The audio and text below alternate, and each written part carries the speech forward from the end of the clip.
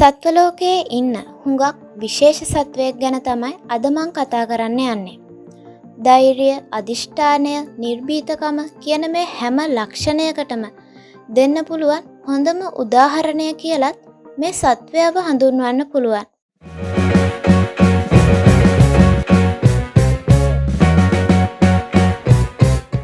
ඒ තමයි හනී බැජර්. මෙයාගේ විද්‍යාත්මක නාමය වෙන්නේ මෙලිවෝරා කැපෙන්සිස්. සත්ව රාජධානියේ චෝඩේටා වංශයට අයත් මෙයා ක්ෂීරපායි සත්වයෙක්. ඒ වගේම සර්වභක්ෂකයෙක්.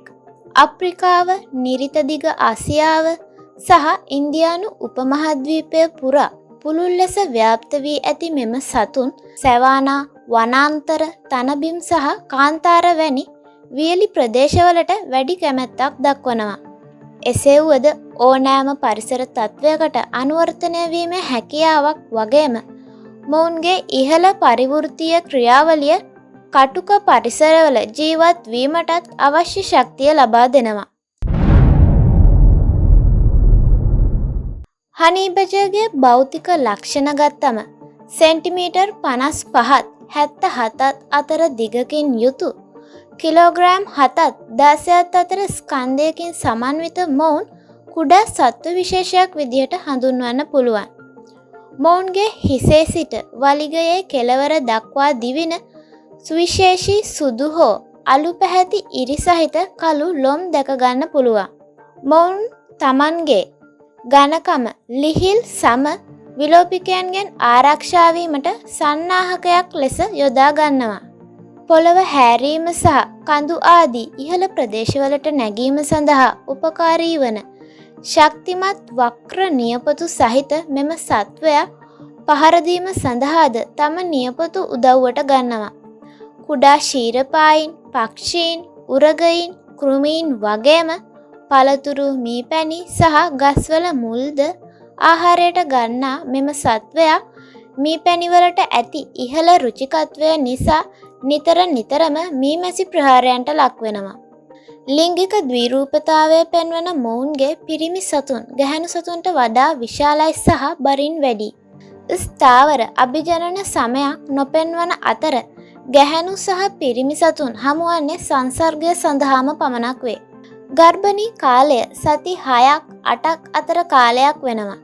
සාමාන්‍යයෙන් එක්වරකට පැටවුන් එක්කෙනෙක් හෝ දෙදෙනෙක් බිහි කරන අතර බැජර් සතුන්ගේ ආයු කාලය වනයේදී නම් අවුරුදු 7ත් 10ත් අතර කාලයකට සීමා වෙනවා.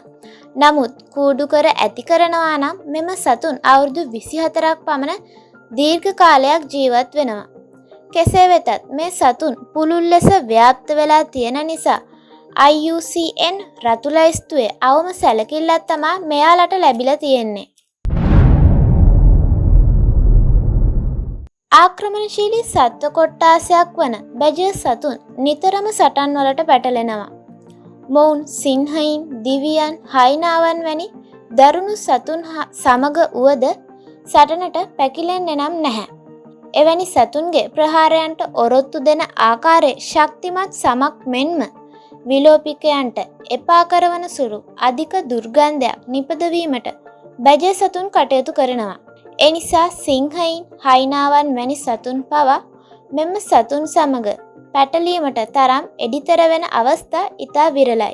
ඒ වගේම විෂ සහිත සර්පයින්ගේ විලෝපිකයා, සර්ප ඝාතකයා ලෙස හඳුන්වන හනී බැජර් සර්පයින්ට පවා පහර දීමට දෙපාරක් හිතන්නේ නැහැ.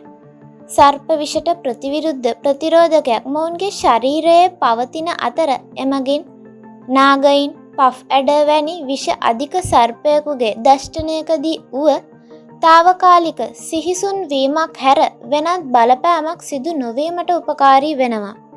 එසේම බැජර්ගේ ඝනකම හම නිසා සර්පයින්ට දෂ්ට කිරීමේදී අවශ්‍ය වන ස්ථීර ග්‍රාහකයක් ලබා ගැනීම අපහසු කරන අතර විෂ එන්නත් වීමේ ගැඹුර අවම කරනවා. ඉතින් මේ වගේ කරුණු හරහා බැජර් සතුන් අනෙක් සතුන්ට තමන්ට පහර දෙන්න කලින් දෙවරක් හිතලා බලන්නත් තමහා ගැටීම අනුවන කමක් බව ඒත්තු ගන්වන්නත් කටයුතු කරලා තියෙනවා. කොහොම වුණත් බැජර් සතුන් මිනිසුන් සමග ගැටුම් ඇති කරගන්නේ නම් නැහැ. ඒත් පශු සම්පත් කොල්ල කෑම සහ මීවද විනාශ කිරීම නිසා මෙම සතුන් ගොවීන් සහ මීමැසි පාලකයන්ගේ හතුරන් බවට පත් වෙලා තියෙනවා. බැජර් සතුන් කූඩු කර තබා ගැනීම නම් ඉතා අපහසු කාර්යයක් විදිහට තමයි සැලකන්නේ. මොකද මෙයාලගේ බුද්ධිමත්භාවය, ක්‍රියාශීලී බව සහ සිරවී සිටීමේ අකමැත්ත නිසා මොවුන් සිරකර ඇති ස්ථානයෙන් කෙසේ හෝ පැන යන්න උත්සාහ කරනවා. එනිසා මොවුන් කූඩුවලින් පැන යාමේ සිද්ධිවලට ඉතා ප්‍රසිද්ධියක් දරනවා. හනී බැජර් සත්වයා ඇත්තටම මුළු සත්ව ලෝකයටම මිනිසුන්ටත් වටින පාඩම් රැසක්ම කියා දෙන සත්වයෙක්. කොච්චර පොඩි වුණත් Taman පිළිබඳව ඇති විශ්වාසය, ධෛර්යය මදක්වත් අඩු නොකරන මෙම සත්වයා අපිට ලොකු පාඩමක් කියලා දෙනවා. කිසිම වෙලාවක Tamanගේ උත්සාහය අත් නොහරින මෙයාලා වරක් දෙවරක් අසමත් වීමෙන්ම පරාජය බාරගන්න මිනිසුන්ට ලොකු ආදර්ශයක්. ඒ වගේම Tamanට අභියෝග කරද්දී, Tamanව පාලනය කරන්න, හිර කරන්න උත්සාහ කරද්දී යටත් වෙන්නේ නැතුව නිදහස වෙනුවෙන් සටන් කරන මේ සත්වයා වහල්ලු විදිහට Tamanගේ ජීවිත ගත කරන අයට වටින පාඩමක් කියලා දෙනවා. ඒ විතරක් නෙවෙයි, කුඩා රටවල් වලටත් සතුරු රාජ්‍යයන්ගෙන් වට වී තිබෙන රාජ්‍යයන්ට තම රාජ්‍යයේ ආරක්ෂාව සඳහා හනී බැජර් සතුන් ආදර්ශයක්. ඒ වගේම අලසකමෙන් තොරව නිරන්තරයෙන් ක්‍රියාශීලී වෙලා Tamanට අවශ්‍ය දේ ලබා ගන්න මෙයාලා අපිට කියලා දෙනවා. අපහසු අවස්ථාවලට, අභියෝගවලට නොබියව මුහුණ දෙන්න අවශ්‍ය කරන ශක්තිය මේ සත්වයා තුල තියෙනවා. ඒ වගේම මෙයා අලුත් දේවල් අත්හදා බලනවා. විශේෂම දේ වෙන්නේ බැජර්ගේ නිර්භීතකම ගිනස් ලෝක වාර්තා අතරටත් එකතු වෙලා තිබීම. ඉතින් මේ නිකන් සතෙක් විතරක් නෙවෙයි, මිනිස්සුන්ටත් දේවල් කියලා දෙන හරි දක්ෂ, පුදුමාකාර, අපූරු සත්වයෙක්. හැබැයි ඉතින් අනෙක් හැම සත්වයෙක්ටම වගේ බැජර්ටත් මිනිසුන්ගෙන් නම් අපලයි. මිනිස්සු මේ සතුන්ගේ වාසස්ථාන විනාශ කරනවා, මෙයාලව දඩයන් කරනවා. ඒ වගේම නීති විරෝධී සත්ව වෙළඳාම් වලදීද මෙම සතුන්ව ජාවාරම්කරුවන්ගේ ගොදුරක් බවට පත් වෙලා තියෙනවා.